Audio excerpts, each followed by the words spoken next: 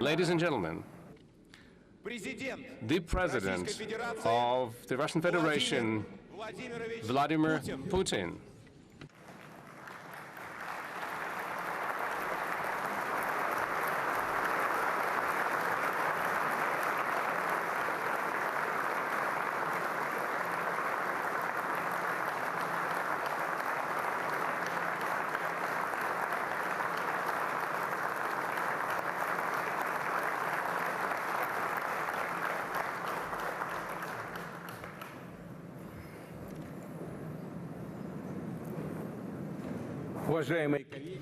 Distinguished colleagues, ladies and gentlemen, friends, it's my pleasure to welcome guests and participants of the Russia Country of Sports International Forum.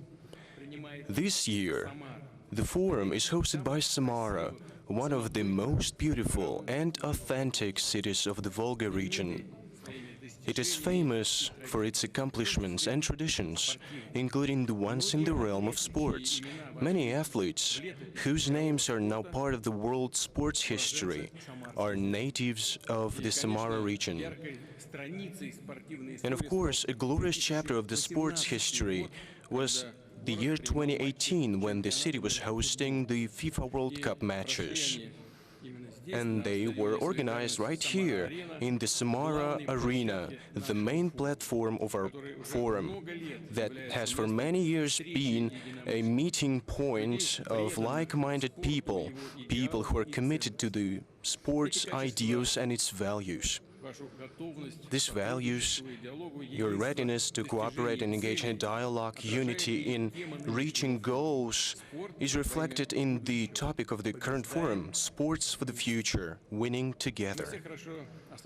We're all well cognizant of the importance of sports as a universal means to develop physical, artistic and spiritual potential of a human being, and we understand that it is only together that we can cope with many challenges of today's world. Russia, alongside many countries of the world, favors the cooperation between countries and peoples on an equitable footing.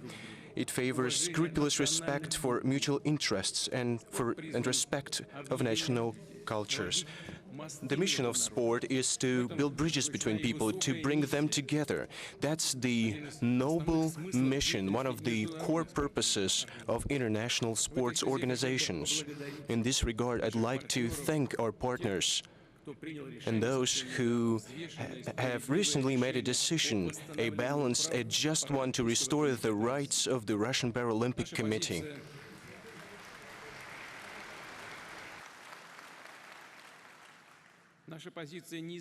Our stance has remained the same. The access of athletes to international competition should be equal.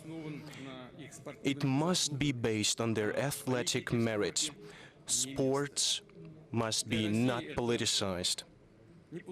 And for Russia, it's not just lip service. In the course of preparing and holding competitions of any level, we've always received envoys of international sports associations, committees and federations with hospitality. We have created all conditions for athletes who, in fair competition and through their tremendous efforts, have earned the right to represent their home country.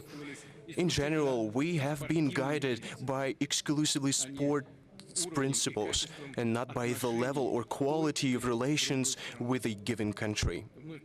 Let me reiterate, sports, cultural and humanitarian cooperation should not be held captive by conflicts or geopolitical differences. I'll remind that in the relevant Sustainable Development Agenda of the United Nations, sports is one of the crucial factors of reaching goals in the spheres of health, education, social integration. Russia fully shares this approach, taking into account this approach, implementing our national development goals. We give priority to developing infrastructure for mass sport that is accessible for representatives of all ages and health groups. We build both big stadiums, sports centers, and small facilities for everyday exercises in schools, universities, parks, yards. Now Russia has more than 370,000 sports facilities.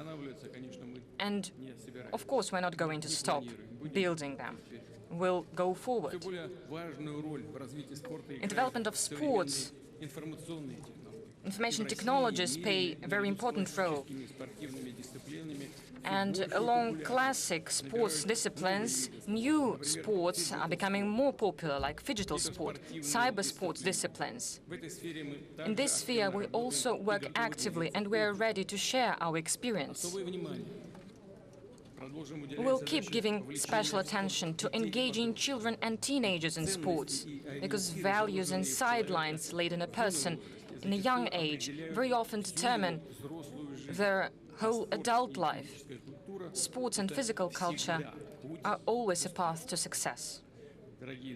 Dear friends, I wish you fruitful work and all the best. Thank you for being here today. Thank you for your attention. Thank you.